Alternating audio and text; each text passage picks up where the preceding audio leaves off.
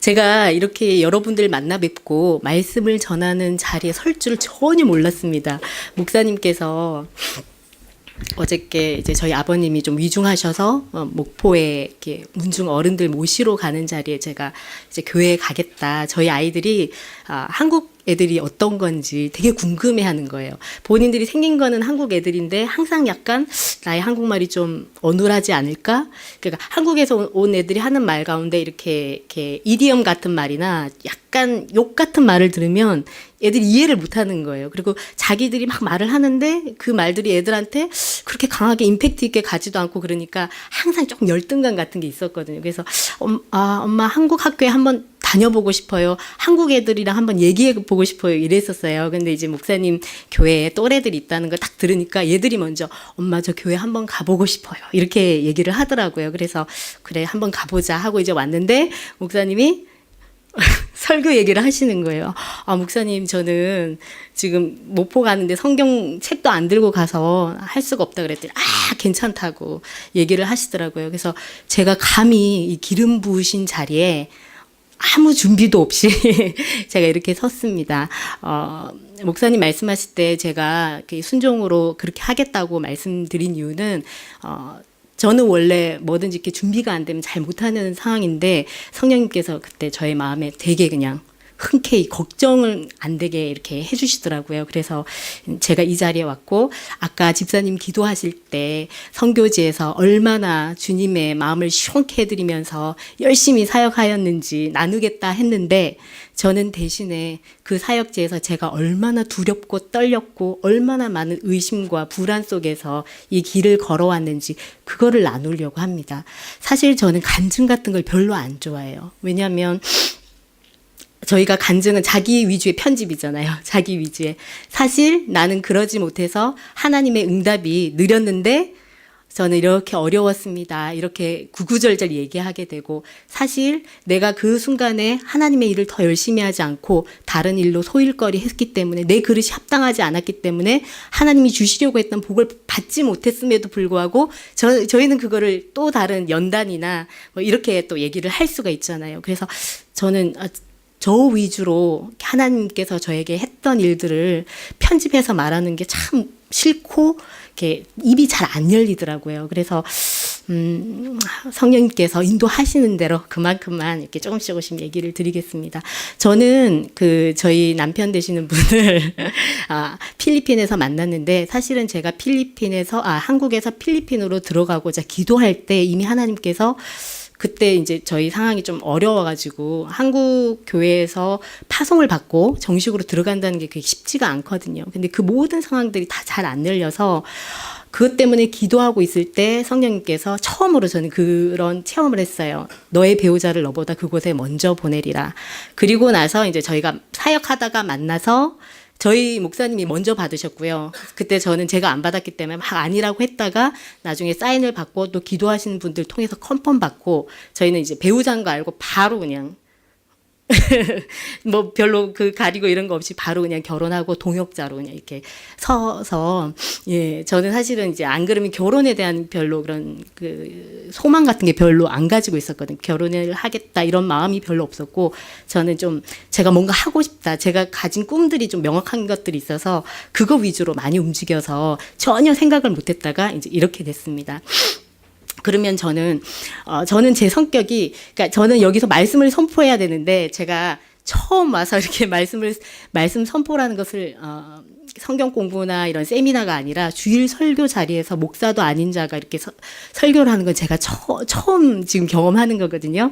그래서 제가 감히 하나님의 말씀을 담대하게 선포할 때, 제가 많이 부족하니까 지금 저는, 제가 어떻게 하나님을 제 속에서 하나님을 어떻게 찾아갔고 그리고 어떻게 지금 경험하고 있는지 이 부분에 대해서 말씀으로 같이 나누고자 합니다. 저 같은 경우에는 제 성격은 Y가 많은 사람이에요. Y가 해결되지 않으면 아무것도 못 움직이는 스타일이거든요. 그래서 하나님 앞에 처음 하나님을 영접하고 그리고 선교지에 나갔고 또 선교지에서 살 동안 계속해서 저는 Y를 물었었어요. 사실 저 같은 경우에 그 부분이 해결이 안 되면 교회에 다니는 시간이 너무 아까웠어요. 앞으로 매진하려고 열심히 노력해도 요즘 같은 사회에서 나가기가 힘든데 내가 이 시간에 교회에 와서 이렇게 하는 것이 혹시 나를 그냥 나 스스로를 안위하는 그런 만족을 위해서 하는 게 아닌가. 이게 진실이 아니라면 내가 왜 이 시간에 여기 와서 이러고 있어야 되나. 저는 그런 질문을 먼저 하면서 이제 하나님을 영접하게 됐거든요. 그리고 만약 이것이 정말 진실이고 성경 말씀이 진리라면 나의 삶은 정말 썩어져야 되고 내 세상 완전히 뒤바뀌어야 된다는 것을 이제 보게 되니까 그것이 과연 그러한가. 이것을 이제 제가 계속 보면서 이제 가게 됐습니다. 처음에 창세기 1장 28절 제가 목사님께 미리 말씀 안 드리고 해서 창세기 1장 28절 한번 보도록 하겠습니다.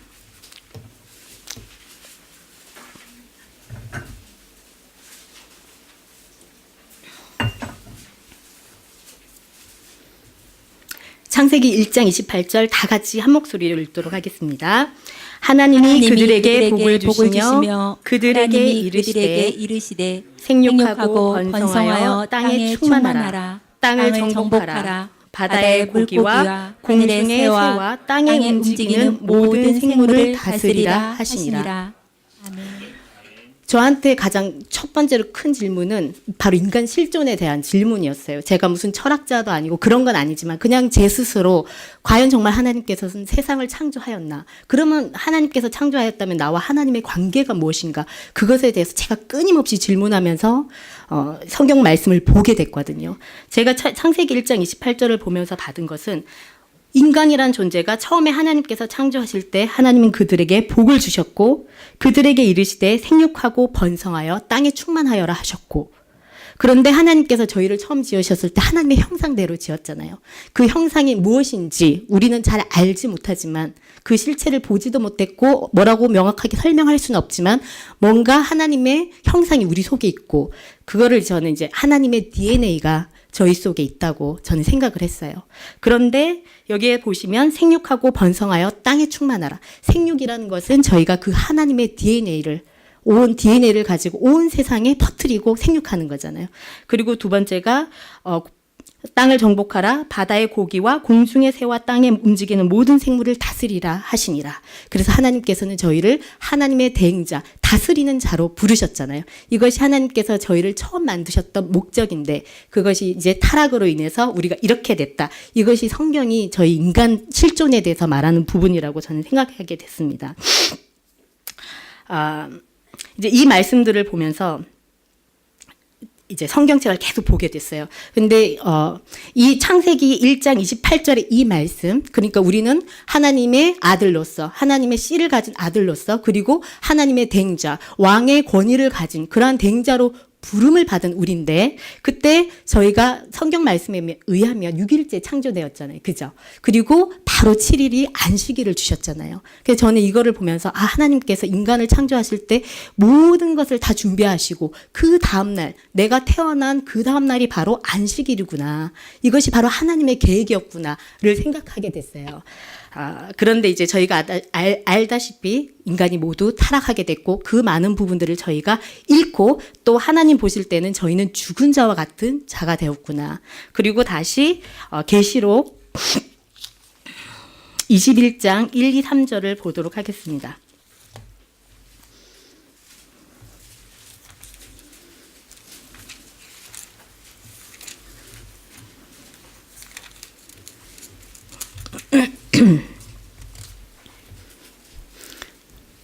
계시록 21장 1, 2, 3절을 또 한 목소리 다 같이 읽도록 하겠습니다. 또 내가 새 하늘과 새 땅을 보니 처음 하늘과 처음 땅이 없어졌고 바다도 다시 있지 않더라. 또 내가 봄에 거룩한 성 예루살렘이 하나님께로부터 하늘에서 내려오니 그 준비한 것이 신부가 남편을 위하여 단장한 것 같더라. 내가 들으니 보좌에서 큰 음성이 나서 이르되 보라 하나님의 장막이 사람들과 함께 있음에 하나님이 그들과 함께 계시리니 그들은 하나님의 백성이 되고 하나님은 친히 그들과 함께 계셔서 아멘. 아멘. 지금 저희가 기독교인으로서 마라나타 주님께서 다시 오시기를 정말 사모한다면 저희의 궁극적으로 앞으로 있을 일은 바로 이거잖아요. 과연 이 소망이 제게 있는가? 저는 그걸 끊임없이 질문을 했어요. 지금 여기 보면은 처음에 창조했던 그 하나님의 완벽했던 그 천지가 다시 이곳에서 계시록에서 새 하늘과 새 땅과 새 예루살렘으로 다시 회복되는 역사가 있을 것이라고 했는데, 그렇다면 이 전체의 성경책의 1823장에 해당하는 이 성경책에서 앞에 하나님의 창조에 대해서 말씀하시고 뒤에 하나님께서 궁극적으로 다시 그 창조를 회복시키는 역사에서 대해서 말씀하시고 그 중간의 모든 것들이 바로 예수님께서 특별히 이스라엘이라는 한 나라를 통해서 그 나라 속에 있었던 많은 사람들을 통해서 어떻게 그 구원의 역사를 이끌어 가시는지 보여주는 그런 구원의 체계라고 이해를 하게 됐습니다. 그래서 구약 성경이든 신약 성경이든 바로 예수님의 관점으로, 예수님께서 하신 관점으로 보기 시작하면서 성경책이 너무너무 재미있어졌어요. 그리고 다시 마태복음 1장 1절로 한번 가보도록 하겠습니다.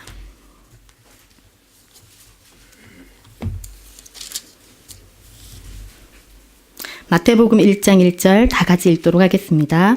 아브라함과 다윗의 자손 예수 그리스도의 세보라. 예수님께서는 타락했고 그래서 희망이 없었던 우리들을 구속시키기 위해서 오셨던 하나님의 대행자셨잖아요. 하나님이셨잖아요. 그런데 마태복음에서 하나님을 설명할 때, 예수님에 대해서 설명할 때 아브라함과 다윗의 자손 예수라라고 설명하시는 것이 저한테 크게 와닿았습니다. 아브라함은 바로 약속의 씨를 이루는 그런 조상으로서 하나님께서 계속 그 인생을 이끌어 가셨고, 다윗은 이스라엘에 대하여 하나님의 대행자, 왕권에 대해서 대표적으로 보여주신 그 두 사람이잖아요. 그래서 저는 창세기에 이미 하나님께서 말씀하셨던 바로 하나님의 형상을 가진 하나님의 백성으로서 이 땅을 충만케 하는 그 백성으로서의 하나님의 seed, 그 씨를 가진 자와, 그리고 두 번째 하나님이 창조한 그 창조 세계를 다스리는 왕으로서의 그 두 가지가 바로 예수님 사건을 통해서 이루어졌구나. 그 사실들을 제가 이제 받아들이게 됐습니다. 그리고 마태복음 16장 16절로 가보겠습니다.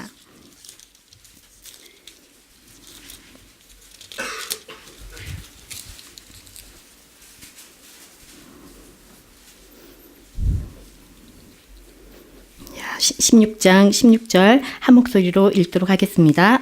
시몬 베드로가 대답하여 이르되 주는 그리스도시요 살아계신 하나님의 아들이시니이다. 아멘.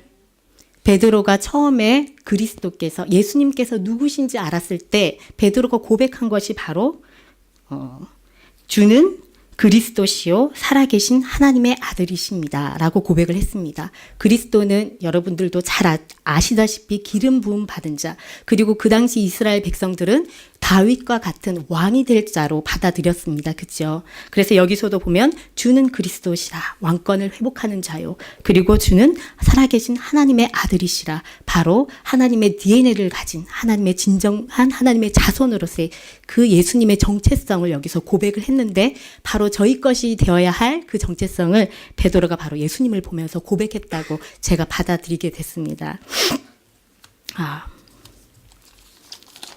그리고 마태복음 1장 21절로 가겠습니다.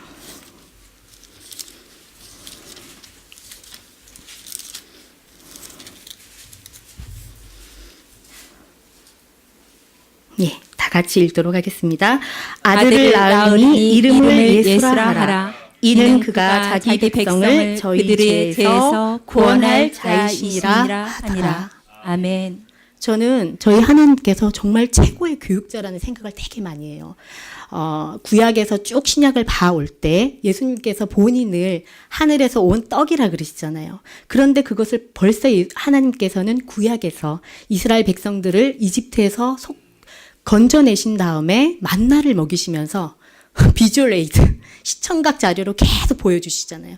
모래밖에 없는 사막에서 아무것도 볼 수 없는 그곳, 오로지 하늘만 볼 수 있는 그곳에서 물도 먹을 것도 오로지 어디서도 구할 수 없는 그곳으로 인도하셔서 하나님만 보게 하시고 그 떡이 하늘에서 내려오는 것처럼 보이도록 그래서 그 만나가 하나님이 나의 공급자이시구나 그걸 느끼도록 하셨잖아요. 그런데 신약에 와서 예수님께서는 바로 본인이 하늘에서 내려온 떡이라고 말씀하시잖아요. 성경을 보면은 하나님께서 얼마나 치밀하게 이 사건 하나하나들을 이끌어 가시는지 볼 때마다 제가 정말 재밌구나 라고 많이 느꼈습니다. 지금 여기 보시면 예수님의 이름이 자기 백성을 죄에서 구속할 자라고 하시잖아요. 목사님께서 늘 말씀하시는 예수 그리스도 조슈아 제슈 예수님께서는 그 백성들을 자기 죄에서 구속할 자시라. 하나님께서는 예수님을 보내실 때 그 이름을 그렇게 해서 보내셨기 때문에 저희가 아는 것이 주 예수의 이름으로 세례를 받으라. 주 예수를 부르라. 그러면 너와 내 가정이 구원을 받으리라. 왜냐하면 그것이 바로 하나님의 구원의 계획이시고 방법이시기 때문에 우리가 예수 그리스도를 선포할 때마다 그것을 선포하는 게 되잖아요. 그래서 저는 하나님께서는 정말 놀랍도록 우리가 알든 알지 못하든 우리의 무의식 속에 깊이 새겨주시는 분이구나. 그런 걸 많이 느끼게 됐습니다. 그리고 이사야서 49장 16절 말씀입니다.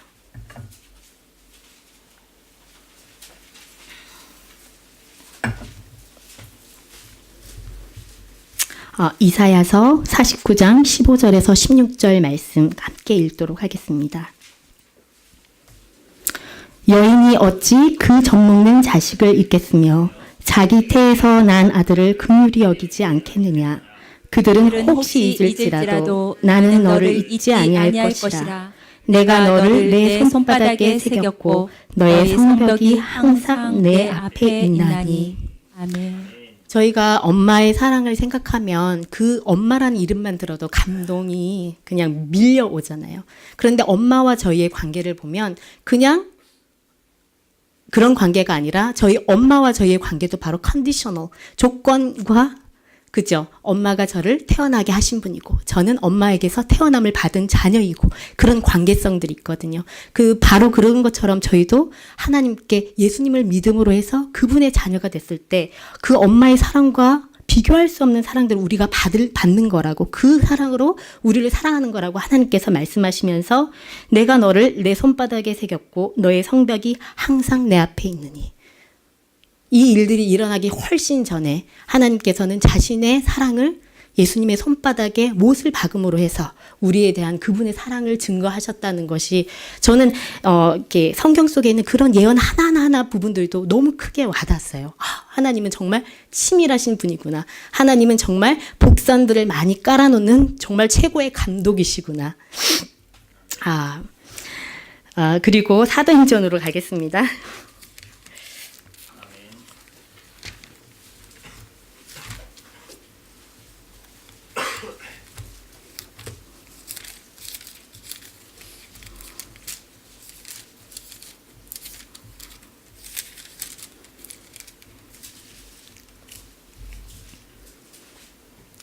사도행전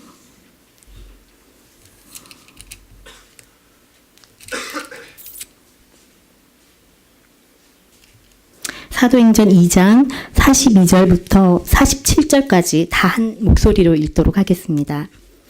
저희가 사도의 가르침을 받아 서로 교제하며 떡을 떼며 기도하기를 전혀 힘쓰니라. 사람마다 두려워하는데 사도들로 인하여 기사와 표적이 많이 나타나니 믿는 사람이 다 함께 있어 모든 물건을 서로 통용하고 또 재산과 소유를 팔아 각 사람의 필요를 따라 나눠주며 날마다 마음을 같이하여 성전에 모이기를 힘쓰고 집에서 떡을 떼며 기쁨과 순전한 마음으로 음식을 먹고 하나님을 찬미하며 또 온 백성의 칭송을 받으니 주께서 구원받는 사람을 날마다 더하게 하시니라. 아멘.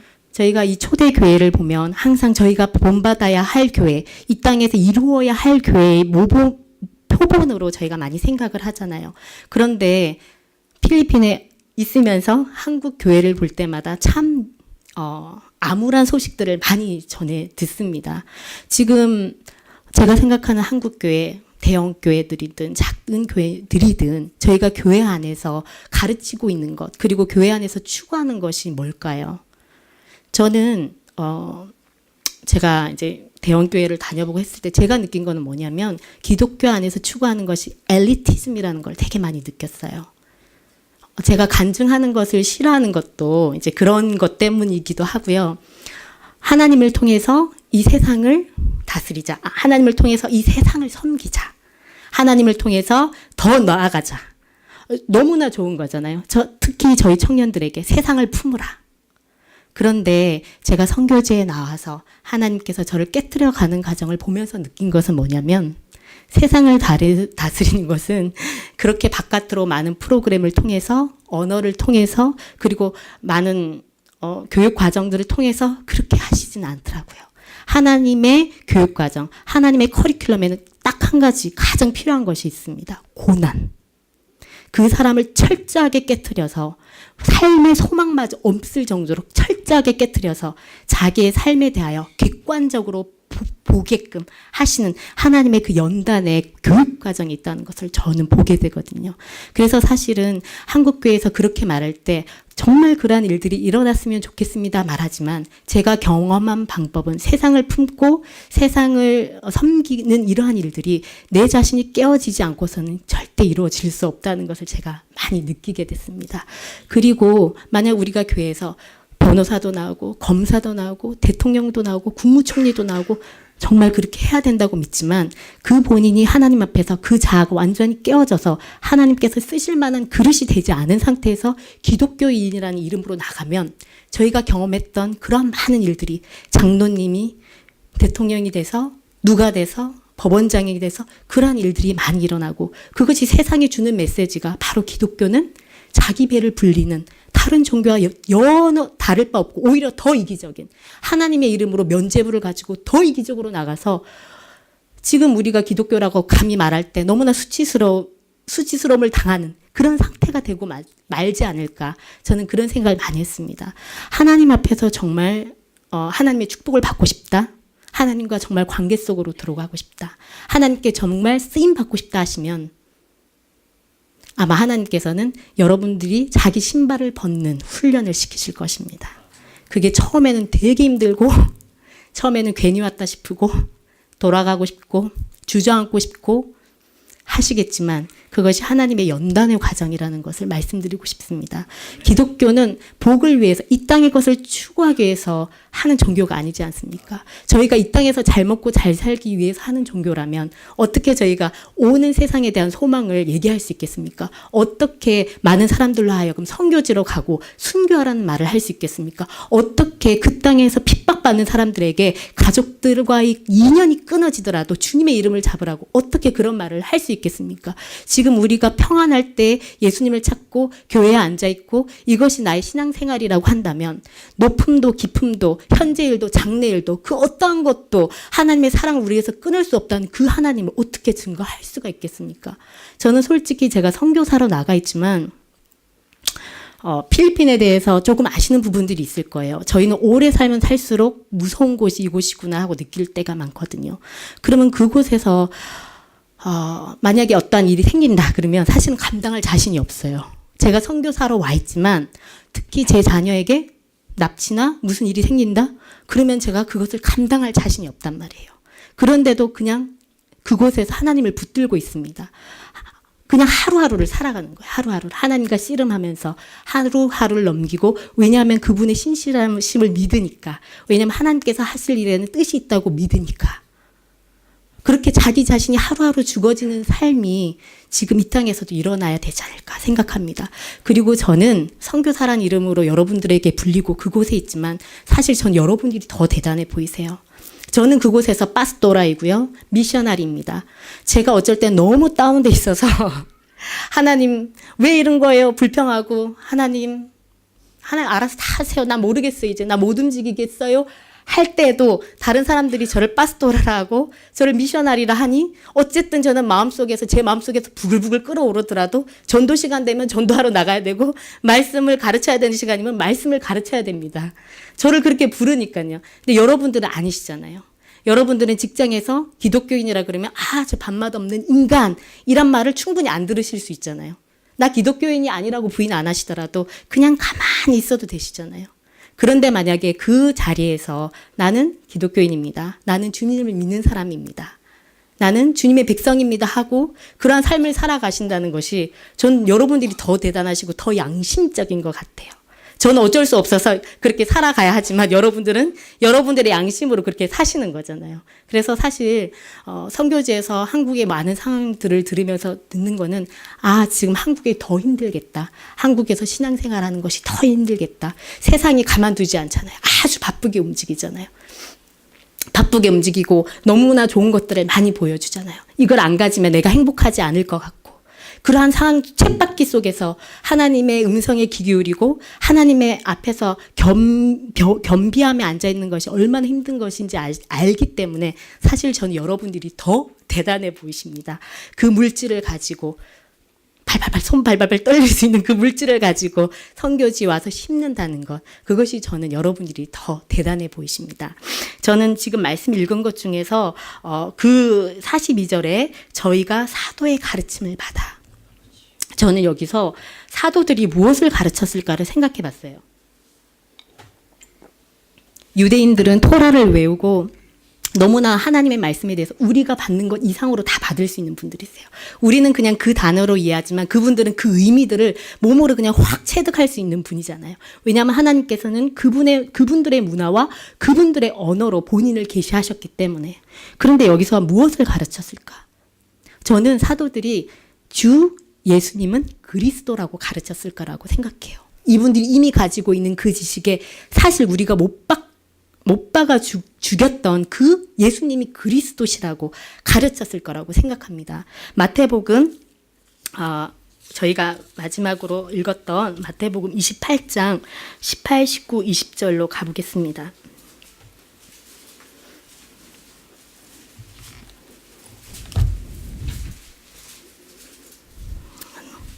한 목소리 읽도록 하겠습니다.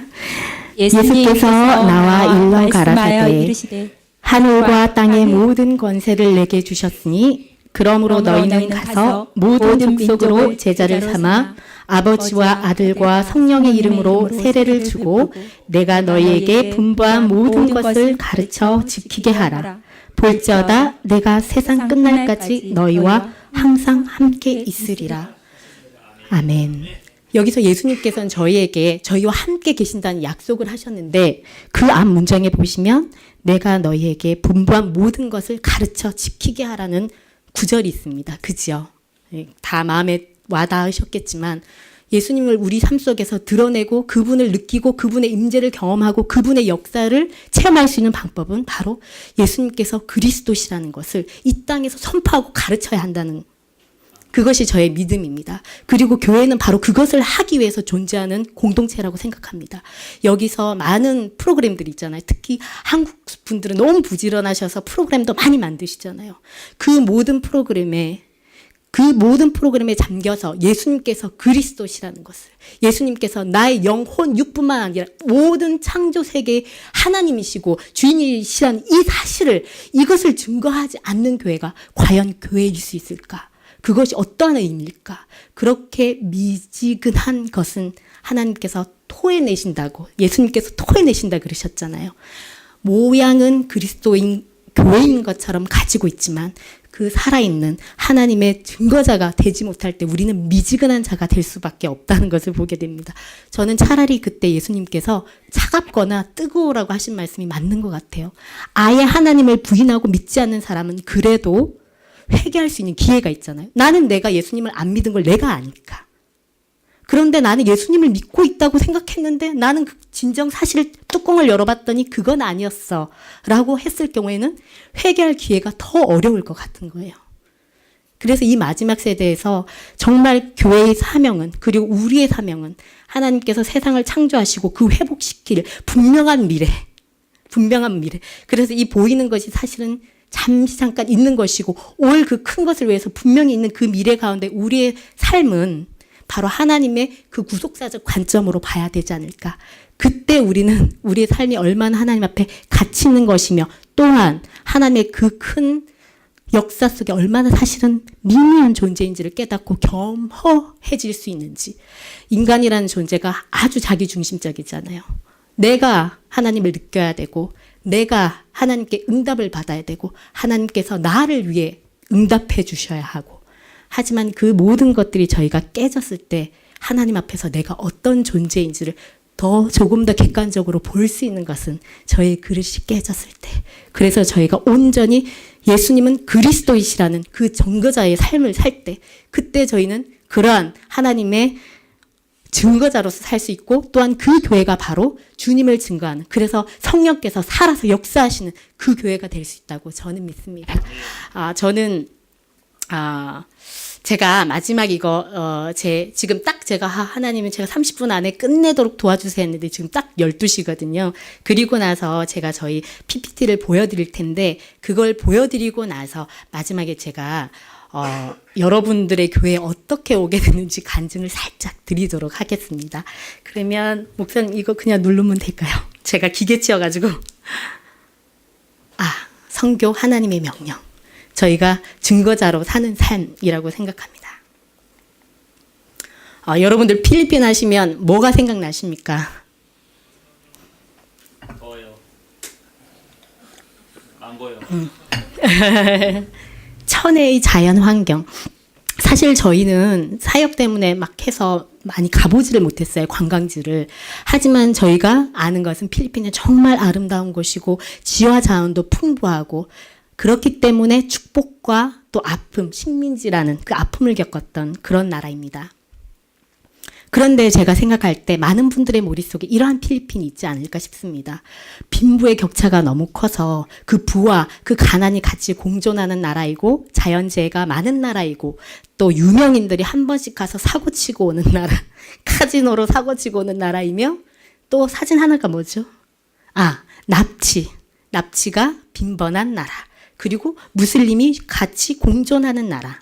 이런 나라라고 여러분들이 생각하실 거라고 제가 생각했습니다.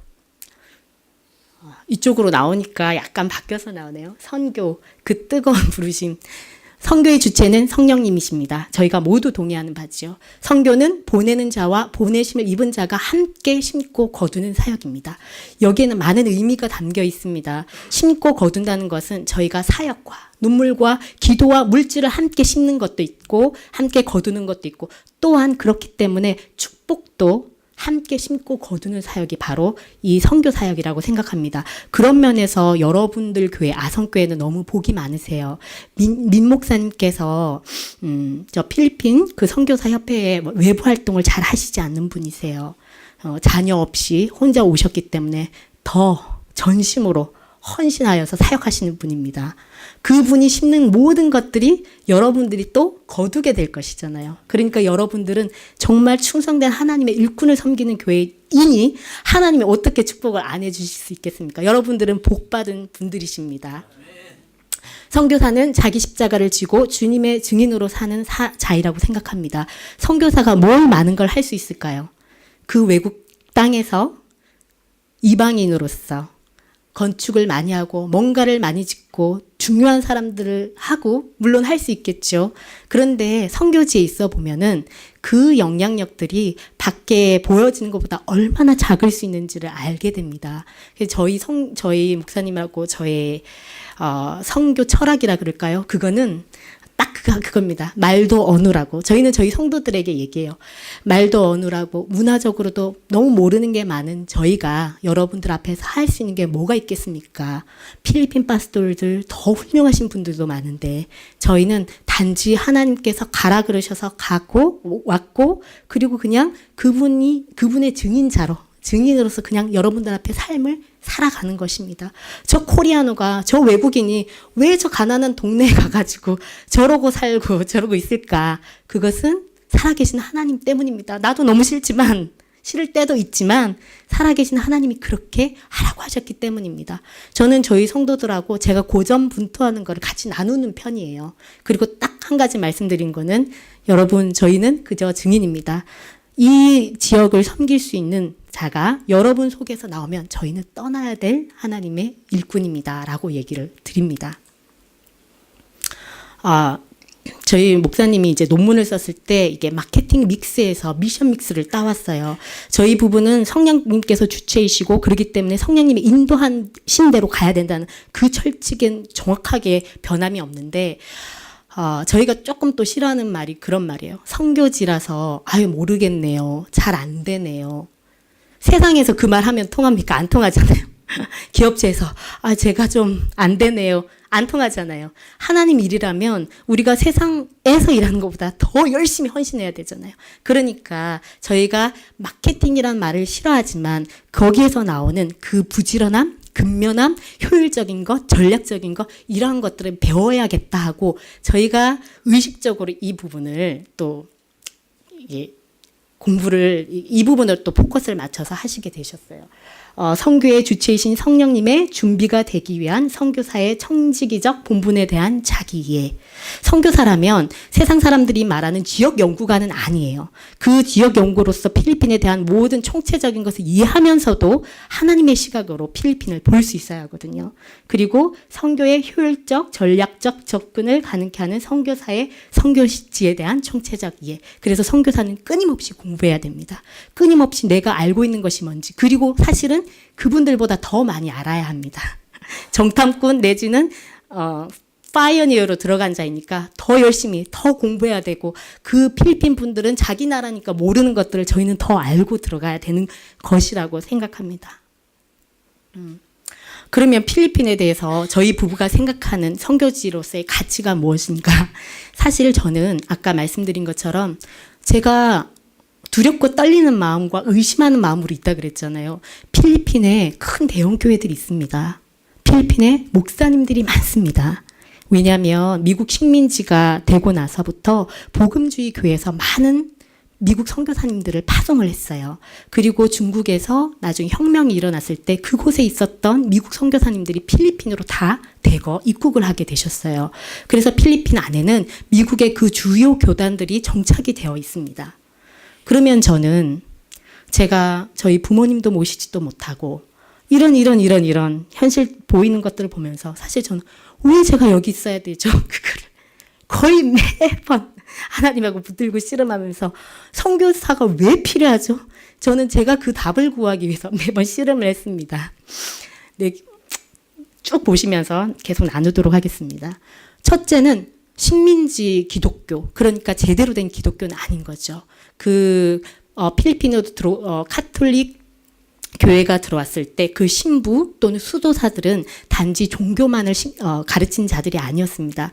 그분들은 전 필리핀 온 도서 지역으로 파견이 됐는데 그분들은 그냥 신부나 또는 말씀을 가르치는 자가 아니라 행정관으로, 스페인을 대신한 행정관의 역할을 했었습니다. 그래서 식민지 기독교가 이슬람을 몰아낸, 저희 지금 보시면 많은 이전의 기독교 국가들이 지금 이슬람화되어 있잖아요. 그런데 필리핀은 거꾸로 몰아낸 나라입니다. 한쪽 구석으로. 그리고 제가 또 보여드릴게요. 피노이들의 무슬림에 대한 역사적, 체험적 이해. 우리는 무슬림 하면 당장 이질감 느끼고 겁나고 그렇잖아요. 이 사람들 도대체 존재가 뭐야? 도대체 상식으로 이해가 안 되게 살아가는 사람인 것 같잖아요. 그런데 이 필리핀 사람들은요, 역사적 경험이 있기 때문에 뭔가를 느끼고 받아들이는 게 있어요. 무슬림들을 약간 만만하게 볼 수 있는 배짱이 있는 사람들이에요. 그리고 피노이들은, 그래서 저희는 이걸 무슬림 선교를 위한 잠재적 역량으로 봅니다. 피노이들이 가지고 있는. 본인들은 그것을 잘 인지하지 못하더라도 이 사람들이 이미 무슬림 그 역사와 공존했었고 그 사람들과 같이 경제생활과 문화생활을 하잖아요. 그 사람들이 가지고 있는, 체득하고 있는, 본인들이 인지하고 하지 못한 그 역량들을 저희는 주목하게 되고요.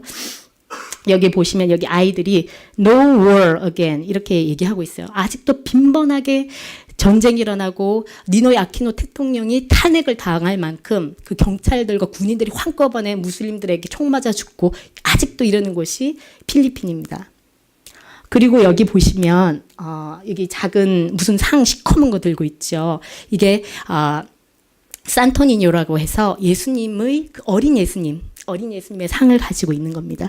그리고 제가 이렇게 하면 되나요? 이렇게 할까요? 오른쪽 사진은 안티폴로, 저희가 있는 이제 안티폴로 지역인데 거기에 부활절이면 이 정도의 대규모의 사람들이 모입니다. 그곳에 모일 때 이 사람들은 자기 몸에 채찍으로 피를 내기도 하고요. 또 아시는 것처럼 빰빰가지 지역에는 이게 실제로 십자가에 사람을 박기도 합니다. 필리핀 사람들에게 이러한 종교적인 열심이 있어요. 저는 그건 기독교적인 열심으로 보지는 않지만 종교적 열심이 있는 사람들입니다. 그리고 이 사람들 아까 말씀드린 것처럼 이슬람에 대하여 가지고 있는 배짱이 있는 사람들입니다. 그림이 안 나타나네요. 제가 여기에 지도를 넣었었거든요. 지도를 넣었는데 중남아시아를 잇는 지리적, 인종적, 문화적 연결고리라고 했습니다. 문화라는 것의 차이가 참 바로 느껴지지가 않아요. 그곳으로 가지 않으면. 그리고 이게 저는 뭐라고 느끼냐면 매직 아이 같다고 느껴요. 같은 땅을 밟아도 그 사람 눈에는 안 보이는데 어떤 사람 눈에는 보이는 부분들이 있거든요. 그만큼 문화적인 요소에 대하여 우리가 지각하고 있으면, 자각하고 있으면 보이는 부분들이 있습니다. 필리핀을 지리적으로 보시면 필리핀 지역이 말레이시아, 인도네시아, 옆으로 캄보디아, 베트남, 태국, 그리고 쭉 내려가시면 인도까지 연결이 됩니다.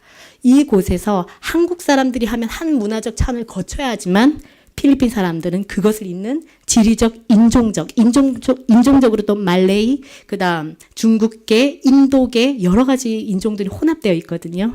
그렇기 때문에 자기들도 모르게 가지고 있는 역량들이 있습니다. 그래서 필리핀이 좀 주목을 받아야 하는 지역이기도 합니다. 그리고 이거는 현재 OFW 해외 노동자로 나가 있는 필리핀 사람들입니다. 2015년 통계에 의하면 2,200만에 해당하는 해외 노동자들이 전 세계적으로 분포되어 있습니다. 이 필리핀에도 많이 있죠. 한국에도 많이 있죠. 여기 보시면 나라들을 보시면 사우디아라비아만 보시더라도 지금 나가 있는 인구가 40만 2천 몇 명이죠? 837명입니다. 사우디아라비아 한 나라에만. 그런데 지금 보시면 제일 많이 나가 있는 나라에 사우디아라비아, 카타르, 싱가포르, 타이완, 홍콩, 말레이시아, 또 잘 안 보이네요. 네. 다 이런 나라들이 거의 무슬림 국가나 하나님을 믿지 않는 나라가 많습니다. 캐나다 하나 빼고요. 그죠? 이 사람들이 이미 그 땅에 가 있습니다. 그리고 저희가 주목하는 거는 이 사람들은 항상 고향에 대한 마음이 있죠. 그곳에서 이방인으로 살아가는 사람들이잖아요. 본인들의 그릇이 많이 깨져 있는 상태입니다. 본향을 사모하는 가난한 마음. 그래서 복음에 한참 열려 있을 수 있는 사람들입니다. 그리고 낮은 자리에서의 섬김. 저희가 기억해야 되는 것은 기독교는 왕에서 상류층의 종교가 아니었잖아요. 가난한 자들 사이에서 시작됐던 종교잖아요. 그런데 이 사람들은 바로 낮은 자리에서 섬깁니다. 가정부 내지는 야야라는 게 한국말로 뭐죠? 보육사 같은 그런 거. 건축 노동자들. 이러한 간증들이 정말 있어요. 사우디아라비아에 그 왕자들이 많으니까 그 중에 어떤 왕자의 아이가 손주가 아주 아팠대요. 의사들이 다 와서, 서방권 의사들까지 와서 치료를 했는데 치료가 안 됐대요. 그런데 그 아이를 돌보던 그 필리핀 아떼, 야야가 하나님을 믿는 사람이었어요. 거기서 이제 희망이 없어서 이제 이 아이는 죽는다 했을 때 그 아떼가 그 왕자에게 제가 기도하게 해주십시오. 저는 그리스도인입니다. 라고 얘기를 한 거예요. 그러면 이 아이가 나면 조건을 이제 물었죠. 그때 예배 드리게 해주십시오. 저희 필리핀 사람들끼리. 욕을 걸었는데 정말로 그 아이가 살아났습니다. 그런데 이 얘기가 사우디아라비아에서는 나오지 않아요. 왜냐하면 그렇게 나가는 그 왕자의 위치가 위험하니까. 그런데 이것을 그 지역에서 사역하시는 필리핀 선교사님이 나와서 나눠주셨습니다. 이러한 일들이 있어요. 저희는 바깥을 보고 있지만 하나님께서는 속에서 일을 하고 계시잖아요. 근데 필리핀 사람들이 그렇게 가 있습니다. 한국 사람 중에 누가 그렇게 할 수 있겠습니까? 한국 사람 중에 누구를 그 사우디아라비아 왕자가 만날 수 있겠습니까? 이 사람은 그 낮은 자리에서 그 역할을 하고 있거든요. 필리핀에 이러한 잠재력이 있습니다. 그리고 주님의 증거자서 저희가 사실 제일 보는 부분 이거예요. 본향을 사모하는 가난한 마음. 본인이 깨지고 본인의 삶의 소망이 없을 만큼 깨지고 내가 외국 생활을 하면서 완전히 깨지고 가난한 마음이 아니면 주님의 증거자로 살기 힘들거든요. 나의 모든 것을 잊고 주님이 그리스도라고 말하기 힘들거든요. 근데 이분들 마음밭이 이래요. 그리고 나서 이분들은 자비량 선교 동력입니다. 일을 하고 있잖아요. 그곳에서. 비자 받는 거 문제 없습니다. 그리고 후원 걱정에서 조금 더 나와 있을 수 있죠. 이러한 부분들을 저희가 주목하고 있습니다. 저희가 지금 이제 교회 사역을 하면서 갖고 있는 비전은 영적인 축복을 나누는 교회. 한국에서 많이들 오시면 많이들 섬기시잖아요. 저희는 저희 성도님들한테 그렇게 얘기해요. 받는 것보다 주는 것이 더 복이 많다. 그래서 저희가 자립도 안 되는 교회니까 줄 수 있는 건 많이 없잖아요. 대신 저희는 영적인 축복을 나누는 교회가 되자. 이런 것들을 많이 해요. 그리고 저희가 OFW에 대한 비전을 가지고 있기 때문에 저희 성도들, 가족들 중에 해외로 나가 있는 성도들이 있어요. 콰타르, 오만, 홍콩, 싱가포르 요 4개국에 나가 있는 저희 교회 성도들이 성도의 가족. 그러니까 그분들은 아직 믿음이 없어요. 그래서 저희가 지금 하려고 하는 거는 이제 앞으로 크리스마스마다 이분들에게 성경책 작은 거 이제 알아봤어요. 이 성경책이 이게 가지고 가도 되느냐? 그랬더니 이제 조금 큰 거는 걸리더라고요. 그리고 그걸 봤을 때는 좀 심각한 문제가 생길 수 있으니까 작은 성경책으로 포장을 이렇게 책갈피 이렇게 포장을 해서 보내려고 하거든요. 그리고 뭐 시내강 가루나 이렇게 손편지 이렇게 보내서 그분들 그 자리에서 주님의 사람으로 살아가도록 저희가 서포트를 하려고 합니다. 그래서 저희 교회는 너무 작지만 반드시 하는 것, 전도하는 교회, 섬기는 교회, 세계 선교의 비전을 품는 교회, 이것을 하자. 이게 이제 저희 교회가 추구하는 목회의 비전입니다. 이거는 저희가 예전에 사역했던 곳이고요. 여기 보면 헤셋, 조아라임이 여기 있고요. 이전에 사역했던 곳은 이제 라구나 가까이 있는 곳인데 화장실이 없어요. 집집마다. 비가 오면 이렇게 비만 오면 조금이라도 비가 오면 물이 이게 무릎까지 차는 거예요. 그러면 이제 장화를 신고 아이들 업고 있게 들어가서 예전에는 사역을 했었는데 지금 교회도 이제 있고 또 제자가 가서 이제 저희가 다 해서 이제 그분이 이제 목회자로서 다 하고 계십니다. 지금 이제 저희 교회는 은혜와 진리 교회 이쪽인가? 네, 저희는 이제 전도하는 저희 교회가 있는 위치가 이제 새 이주촌이라 그래서 스카트 에어리아, 그러니까 빈민가들이 자기 땅이 아닌데 이렇게 거주해서 산 사람들 있죠. 그 사람들을 위해서 정부에서 구획을 정해줘서 50스퀘어미터 이렇게 한 가구당 줘서 조성이 된 동네예요. 이제 저희 동네 말고 이제 다른 쪽까지 사말루파, 말캇, 루팡게, 발릴리 지금 PPT로 나오면서 많이 이렇게 없어졌는데 이제 저희가 교회가 있는 곳은 사말루파고요. 그리고 나머지 저희 교회가 이제 약간 떨어져 있어서 그 전 지역이 보그마 중도와 같이 딱 거기 가면 90% 이상은 기독교인이었으면 좋겠다. 그러는 이제 저희들 마음에 소망이 있어서 그 비전을 가지고 전도하면서 하고 있습니다. 지금 이거는 이제 저번 달부터 말카 지역에 성경 공부를 하게 됐는데 건물이나 이런 게 없으니까 이제 그 지역의 반장이라 그러나요? 지역 회장 집에 저녁에 이제 빌려가지고 공간을 빌려서 그냥 갖다 놓고 이제 성경 하고 있습니다. 그리고 이제 저희가 전도하는 교회에 대한 것이 강하니까 저희 목사님이 운동을 되게 운동적으로 은사가 있으시거든요. 그래서 스포츠 인 미션이라 그래서 저희 자체적으로 조그마한 교회에서 이런 성교회를 만들었어요.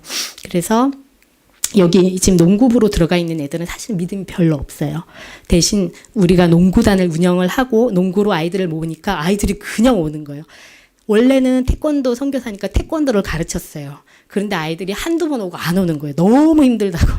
그래서 이 많은 인내의 과정을 거쳤다가 그러면 이 아이들이 좋아하는 게 농구니까 농구로 해보자고 했더니 웬걸 농구를 했던 애들이 딱딱 제 시간에 와서 앉아 있는 거예요. 예배 드릴 때. 그리고 이제 그때 그렇게 출석을 안 하면 이제 저희가 제외를 시키니까 출전할 때 이 아이들이 농구 때문에 혹해가지고 앉아 있더라고요. 그래서 저희가 이 아이들은 새신자반으로 따로 운영하면서 하고 있고요. 심 발리볼 배구부는 자매들을 위한 건데 이 자매들은 조금 영적으로 많이 자리가 잡혀 있어서 성교적인 공동체에 대한 비전이 있어요. 그래서 저희가 바라는 거는 뭐냐면 몸으로 같이 팀워크, 같이 일을 하고 한 교회됨을 배우는 것을 몸으로 체득하라. 그런 것들도 있고 또 이러한 이 운동 종목을 통한 이 쓰임이 또 하나님께서 역사하셔서 선교적인 도구로 또는 전도의 도구로 사용되었으면 좋겠다. 이런 마음이 있습니다. 그리고 저희가 마지막으로 스임 태권도가 있습니다. 지역사회를 섬기는 교회. 저희는 매주 토요일마다 방과후 학교 같이 운영을 하는데, 여기 아이들은 별로 할 게 없어요. 뭐, 그런 한국 같은 상황이 아니까 별로 할 게 없어서, 아무튼 지저분하게 그냥 땅을 부르면서 놀거든요. 예전에 저희 같이. 그래서 저희가 매주 토요일마다 한국어 반, 태권도 반, 그리고 기타 반, 피아노 반, 영어 반을 운영을 합니다. 저희가 이걸 다 잘해서 하는 거 아니고요. 피아노 반은 저희 큰딸이 합니다. 잘 못해도 무조건 앉혀놓고 시킵니다. 이렇게 지금 운영을 하는데 저희가 그래요. 여기는 아버지의 집이니까 언제든지 와서 마음껏 놀라고. 그래서 저희가 이렇게 체스나 또 이게 보드게임 있죠. 그걸 갖다 놓고 아이들이 달라 그러면 저렇게 앉혀놓고 막 놀게 합니다. 아이들이 이제 교회를 자기 집같이 여겨서 막 수시로 들어와서 재밌게 놀고 가더라고요. 그리고 이제 싱태권도 아까 제가 말씀 안 드렸는데 이 태권도 팀은 제가 아까 말씀드릴 때 애들이 별로 안 좋아했다 그랬잖아요. 그래서 이걸 오픈을 했어요. 한국 선교사님 교회나 지역 교회에서 필리핀의 태권도가 좀 인기가 많거든요. 필리핀이라는 나라가 올림픽 종목에서 상을 딸 수 있는 게 별로 없어요. 권투, 태권도 이런 종목이거든요. 그래서 태권도에 대한 좀 관심들이 많아요. 그래서 저희가 이것을 오픈을 해서 아이들 사역이나 청년부 사역에 쓰시고 싶은 분들, 그리고 또 무슬림 사역을 위해서 필요한 분들을 위해서 태권도를 지금 이제 주말마다 모아가지고 선별된 자들, 정말 하나님 앞에 소명이 있거나 교회 리더로서 인정받은 자들만 받아서 지금 훈련을 시키고 있어요. 교회 공간이 좁아서 많이 못 받고 15명 미만으로 해서 하거든요. 전도 시범이라든지 그리고 이제 저희 쪽에 있는 친구 중에 이제 현지 파스토리인데 따귀 지역에서 무슬림 아이들 사역을 하고 있는데 그 무슬림 애들이 태권도를 되게 좋아한대요. 그래서 그것 때문에 이제 와서 따로 배우는 애도 있습니다. 이거는 저희가 이거 매트 저희가 이게 어떤 거냐면 따이따이 지역에서 사역할 때인데요. 지금 저 자리가 그 시청 우리나라로 말하면 공설운동장 있죠. 그런 자리입니다. 근데 시장을 만나서 우리가 여기서 태권도를 가르치겠다. 태권도가 한국의 종주국이니까 그런 이점이 있더라고요. 배우고 싶잖아요. 저희 목사님이 필리핀에서 제약 유통 쪽으로 독점을 하고 있는 그 회사가 있어요. 멀큐리라고. 필리핀 가셨던 분들은 보셨을 수도 있을 것 같아요. 굉장한 재벌이거든요. 부채율 하나도 없고. 근데 그 집의 독자 아들 때문에 필리핀 태권도 협회에서 연락이 왔더라고요. 한국인이니까. 그래서 가서 태권도를 가르쳤는데 1시간당 그 당시에 2002년도였나 3년도였을 거예요. 그 당시에 100불을 이렇게 주더라고요. 근데 그런 태권도 이점이 있기 때문에 이제 그 사역을 저 맨바닥에서 시작했습니다. 저희는 어떻게 했냐면요. 저희는, 태권도를 그 시청에서 가르치면서 돈을 받았어요. 회원비를. 650페소. 12세션으로 해가지고 시청에 다 허가를 받아가지고 그리고 그 돈을 모아서 매트를 그 당시 구매를 했었어요. 한 장씩 한 장씩. 근데 그 매트는 이제 다른 현지 교회에 다 드렸고 그리고 저 밑에 두 번째 사진은 이거 그 따이따이시에서 그래서 공식적으로 첫 태권도 대회를 열었었어요. 그리고 이게 이제 저희 사역. 저희는 저희가 이제 교회 이름이 은혜와 진리 교회인데 그 이유가 모든 어떠한 죄인이라도 누구든지 와서 올 수 있는 교회이고 그리고 오로지 하나님의 진리만을 선포하는 교회. 그런 교회에 대한 비전을 가지고 은혜와 진리 교회고 요거는 이제 저희 교회 그 행사 때 기념 예배 때 그때 다 같이 모아서 사진을 찍었습니다. 저 여기까지고 아까 제가 말씀드렸죠. 간증 나중에 하겠다. 나중에 제가 간증하는 거 되게 힘들어해요. 제 말을 추가할까봐 또는 제 비전으로 말을 할까봐 되게 한데 이 말은 제가 여러분들 교회에 왔기 때문에 예의상으로라도 얘기를 해야 될 것 같아서 사실은 저희는 저희 부부가 이렇게 뭐 선교사 하면 그렇잖아요. 후원을 모금을 해야 되는 상황이잖아요. 그죠? 근데 저희가 그런 걸 잘 못해요. 저희가 그거를 못하는 이유가 있는데 그렇게 다니는 모습들이 저희 입장에서는 하나님이 주인이신데 하나님의 공급자이신데 그 하나님의 일꾼으로 부름을 받아서 갔다고 하면서 한국 교회에서 영업하듯이 이렇게 하는 모습이 이건 아니지 않나. 저희 입장이에요. 저희. 그분들이 잘못됐다는 게 아니라 그게 싫었어요. 그냥. 저희 두 사람 다 자존심이 강해서 그런가 봐요. 저는 저희 하나님 앞에서 그렇게 하고 싶지 않았어요. 하나님께서 채워주실 것을 믿든지 이게 아니면 우리가 하는 일이지만 이게 아니면 그 사역은 하나님께 공급 안 하시면 그 사역은 없어져도 되는 거라고 생각을 했어요. 오로지 하나님께서 하시라는 것만 하고 왜냐하면 그 이상에 대한 것들이 없었기 때문에 그래서 저희는 후원교회나 파송교회도 없습니다. 오로지 기도하면서 그때그때 나가요. 그런데 그거를 저희 성도들이 알아요. 그래서 어떤 일이 있었냐면 이번에 나올 때 저희 아버님을 위해서도 저희 교회 식구들이 같이 일을 했잖아요. 제가 이제 현지 교회에서 사역하시는 분들 얘기 들으면 이제 가장 고민하시는 것이 선교사가 봉인 줄 알고 와서 막 그렇게 한다 이런 얘기를 많이 하시는데 어떻게 된 게 저희는 그냥 같이 문제를 나눠요. 이분들이 막 그렇게 기대를 많이 안 해요. 이 선교사한테 말을 하면 선교사가 뭐를 해줄 것이다. 그런 것 자체가 별로 없는 그런 상황이에요. 이분들이 아세요. 그런데 저희가 마지막 날에 이제 모든 것을 다 재정을 급하게 넣고 탁 나오는데 편지가 이렇게 있더라고요. 근데 급하니까 대충 챙겨놓고 이렇게 나와서 집에 와가지고 이제 정리한다고 딱 펼쳤는데 거기에 이제 5,000페소가 들어있는 거예요. 5,000페소가 큰 돈인 건 아시죠? 필리핀에서. 그리고 이렇게 편지가 있더라고요. 한국 돈으로는 한 13만 원이고 이제 그분들 입장에서는 이제 한 달 월급의 거의 60~70%가 되죠. 이제 그렇게 넣어가지고 이제 편지를 적었더라고요. 너무 고맙습니다. 우리를 사랑해 주셔서 그리고 반드시 하나님께서 모든 것을 다 이루어 주실 것을 우리가 믿습니다. 기도하겠습니다. 이렇게 적혀 있는 거예요. 근데 저는 그 편지를 받고 저희 목사님이랑 저희랑 말이 없었어요. Speechless. Totally speechless. 할 말이 없었어요. 한 번도 저희가 심었지만 이분들한테서 그걸 받을 거라 생각을 하기보다 이방인으로 어차피 느낄 거라는 것 때문에 항상 조심스럽거든요. 근데 그거를 보자마자 저희가 할 말이 없었어요. 그리고 누가 했을 거라는 감은 왔는데 연락을 못 하는 거예요. 이걸 어떻게 해야 될지. 저희 목사님 바로 돌려주자라고까지 얘기를 하시는 거예요. 그래서 이걸 어떻게 해야 되나 하다가 이틀 뒤에 이게 답장을 썼어요. 너무 고맙다.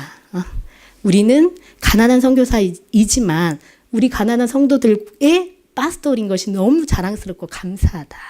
이렇게 애들 정말 감사했어요. 정말 너무 행복했어요. 이 기쁨이 이루 말할 수 없이 너무 감사했어요. 이 사람들이 뭔가 자기들이 희생을 해야 되는 존재를 받아들이고 있구나. 그래서 이제 그 돈을 이제 했는데 출국할 때 저희는 비자가 있기 때문에 돈을 내야 되는 것이 있거든요. 그걸 다 그렇게 해서 썼어요. 너무 감사했어요. 너무 자랑스러웠어요. 이 목사님께서 이제 농담으로 이제 선교사님 공항에서 찍어서 이렇다 그러는데 사실은요.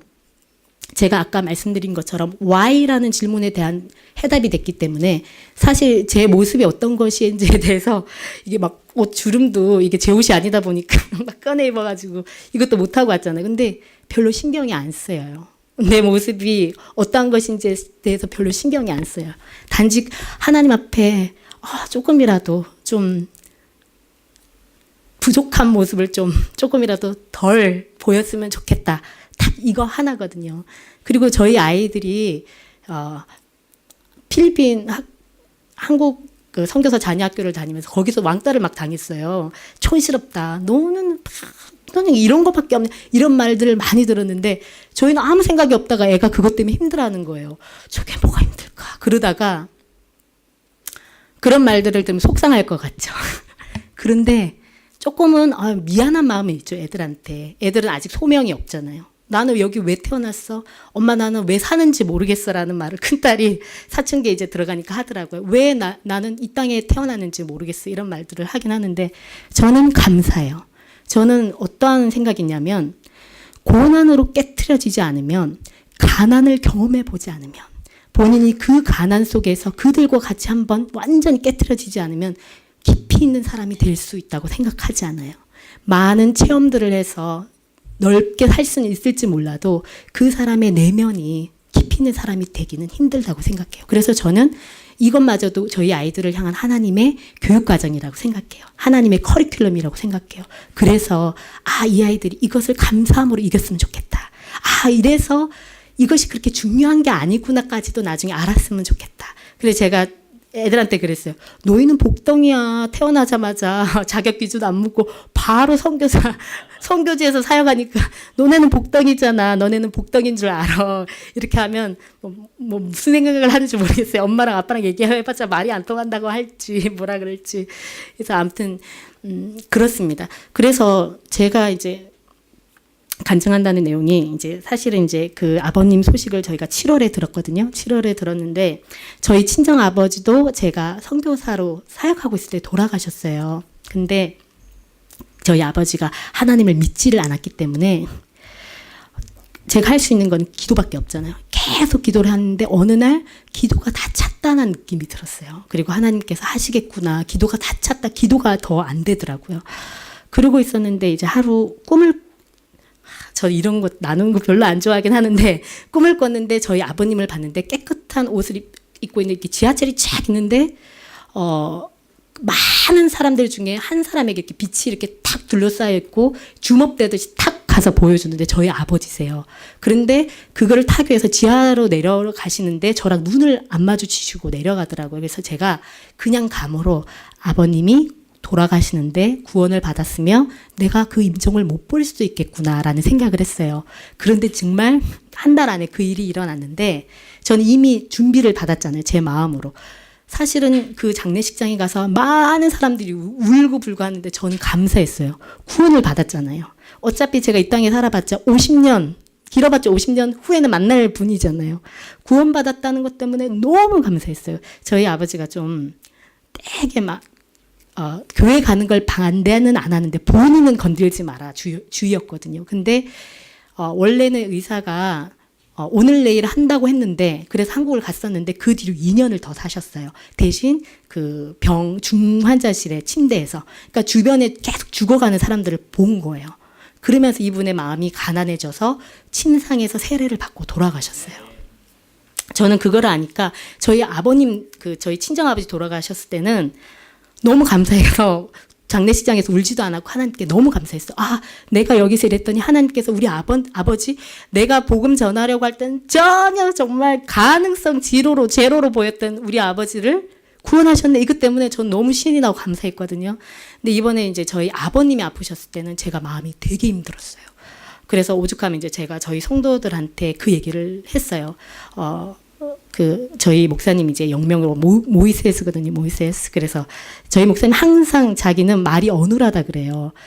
가끔씩 이렇게 안에서 논쟁을 하거나 부부싸움 할 때 보면 말 엄청 잘해서 제가 말로 못 이기는데 항상 자기는 말을 못 한다 그러시더라고요. 그래서 저는 이제 그분의 아론 옆에서 이제 말로서 이렇게 돕는.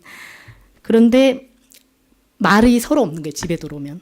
지금 당장 갈 티켓도 없고 어떻게 해야 될지도 모르겠고 응급실에서 매일 드는 비용이 엄청나더라고요. 근데 그거를 장남이거든요. 한 번도 못 도와드리는 거예요. 그러고 있는 상황인데 말을 못 하는 거예요. 사역하다 막 정신없이 와도 두 사람이 이것에 대해서 말을 못할 만큼 무거웠어요. 그리고 나서 이제 혼자 다른 사역하러 갔을 때 이제 제가 이제 자리를 잡고 이제 하나님 앞에서 이제 대면을 했죠. 제가 지금 여기서 뭘 하고 있는지 모르겠습니다. 하나님, 제가 여기서 이렇게 고전분투하면서 이러는 게 무슨 의미가 있지요? 필리핀의 한 그 시골 땅에 그 조그만 기퉁의 아주 조그만 교회에서 모든 것이 어눌한 모습으로 이렇게 사는 것이 하나님 나라에 무슨 의미가 있죠? 저의 인생에 무슨 의미가 있지요? 그러면서 계속 그 의미를 찾는 거예요. 내가 왜 이렇게 있어야 하는지에 대해서. 그러다가 이제 계속 기도하면서 하나님, 저 감당 못할 것 같습니다. 저희 아버님 제가 미역국 한 번 제대로 끓여드린 적이 없거든요. 그런 상황에서 저희 아버님을 보내고 나면 제가 감당 못하겠습니다. 제가 이곳에서 필리핀 형제 자매든 뭐 한국에서 오신 분이든 최선을 다해서 이것이 사역인 줄 알고 섬겼는데 그런데 저는 저희 아버님한테 한 가지 할 때마다 제가 항상 생각이 났거든요. 아, 우리 아버님도 저분들처럼 여기 오셔갖고 우리가 관광지도 모셔가고 했으면 정말 좋겠다 이런 마음이 있었는데 한 번도 못 해드렸거든요. 제가 만약에 이런 식으로 아버님이 떠나시면 제가 감당을 못 하겠습니다, 하나님. 그냥 저를 데려가시든지 그냥 끝내주세요. 막 이렇게까지 막 이렇게 한 거예요. 이제 저는 그런 식으로 씨름을 잘해요. 그때는 저는 마음을 다 토해 놓거든요.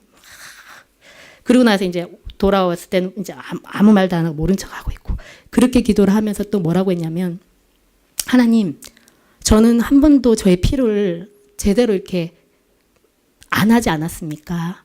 저희가 급하게 한국을 들어간들 저희가 어떻게 합니까? 저희를 기억하는 자들도 없고 저희들 아는 자들도 없고 저희가 가서 무엇을 하지요? 그런 마음도 있었거든요. 그래서 마음에 막 총체적으로 막 이 다운되고 응어리진 걸 이렇게 다 하는 거예요. 다. 저희 주변 분들한테는 절대 이런 말을 안 해서 잘 몰라요. 근데 이제 그 앞에서 했는데 이제 제가 이걸 간증을 하게 되는 거예요. 그러고 나서 이제 가야 되는 중이니까 막 비행기 티켓도 못 끊고 어떻게 해야 되나 날짜 조금이라도 싼 거 찾으려고 계속 못하고 이러다가 덜컥 비행기 표를 끊고 이제 목요일 날 정신없이 막 준비해야 되니까 하고 있는데 따르릉 목사님한테 전화가 온 거예요. 통역 때문에 좀 복잡하게 얽혀 있는 게 있으니까. 그래서 그 목사님하고 통화를 연관이 되신 분이랑 통화를 해야 되는데 제가 한국을 가야 되잖아요. 막 준비하느라 정신이 없는데 그분은 전화를 안 받지. 그래서 지금 제가 오늘 저녁에 한국을 가야 돼가지고 제가 급한 일로 갑니다라고 이렇게 말씀을 드렸는데 어떻게 나중에 민 목사님이 전화가 온 거예요. 와가지고 서 목사님이 저희를 데리러 오시겠다고. 그래서 아니요, 그럴 거 없다고. 왜냐하면 민 목사님의 후원교회 목사님이시잖아요. 저희는 그런 걸 되게 조심하기 때문에 아니라고 괜찮다고. 민 목사님 강권하시는 거예요. 막 서 목사님 원래 그런 거 좋아합니다. 선교사님 오시면 다 하시는 아니 하다가 민 목사님이 강권하시니까 제가 그러면 저희 목사님한테 물어보고 제가 허락받고 연락드리겠습니다 했는데 그때 또 금요일 날 태권도 시범을 준비해야 되는데 그게 안 되고 목요일 날 가야 되니까 그날 그 태권도 아니라 전화를 안 받는 거예요. 그래서 시간이 안 돼가지고 다시 전화해서 안 될 것 같습니다 했더니 민 목사님이 강권에 서 목사님 가신답니다 이러면서 하나님이 하시는 거니까 그냥 받으십시오 막 그러시는 거예요. 맞죠? 원래 같으면 절대 오지 말라고 했을 텐데 연락 안 되고 서 목사님 카톡으로 온다고 연락하고 저희 목사님도 정신없으니까 그럼 그렇게 하자 그러고 이제 갔죠. 딱 도착했는데 목사님이 오셔가지고 저희를 이제 공항 식당에서 식사를 딱 해주시는 거예요. 저희는 공항에서 밥을 먹어본 적이 없어요. 거기가 너무 비싸가지고. 근데 거기서 해주시지 이 섬김을 받는 거예요. 섬김을. 저희가 생각하지 못했던. 근데 사실 제가 그렇게 마음을 토로하고 기도했을 때 성령님의 감동이 이렇게 뭔가 선물을 준비하시고 이렇게 딱 기쁨으로 이렇게 보시는 그거를 제가 느꼈어요. 나는 마음이 지금 괴로운 마음을 토하는데 기쁨이 올라오더라고요. 뭔가 때가 지금은 이제 하나님께서 뭔가 하시는 때가 있구나. 내가 뭔가를 지금 하나님께서 준비하시고 계시구나. 그래서 제가 너무 기뻤어요.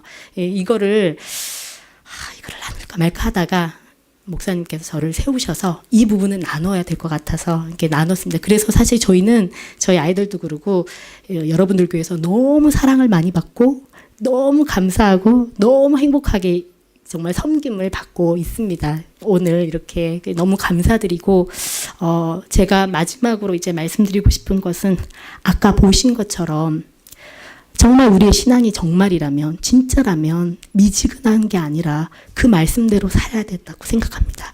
그런데 그거 앞에서는 물질도요, 관계도요, 그리고 심지어 우리의 생명조차도 걸림돌이 돼서는 안 되는, 다 드려질 수 있어야 되는 게 지금 하나님의 명령이시잖아요. 그죠? 그리고 우리가 하나님의 충성된 일꾼이 될 때 하나님께서는 우리와 함께 하신다고 하시잖아요. 저는 이 아성교회 저희 목사님하고 제가 똑같이 이렇게 느꼈어요. 하나님께서 크게 쓰시겠구나. 이렇게 작은 인원을 보시는 게 아니라 정말 헌신된 자 한둘, 그 생명도 그 무엇도 내려놓을 수 있는 정말 깨어진 자 한둘만 있으면 하나님이 흔들어 버리시잖아요. 이러한 역사가 반드시 여기서 있었으면 좋겠고 그리고 여러분들도 그렇게 쓰임 받을 수 있도록 하나님께 더 나가셨으면 좋겠습니다. 예, 저는 여기까지 마치겠습니다. 감사합니다.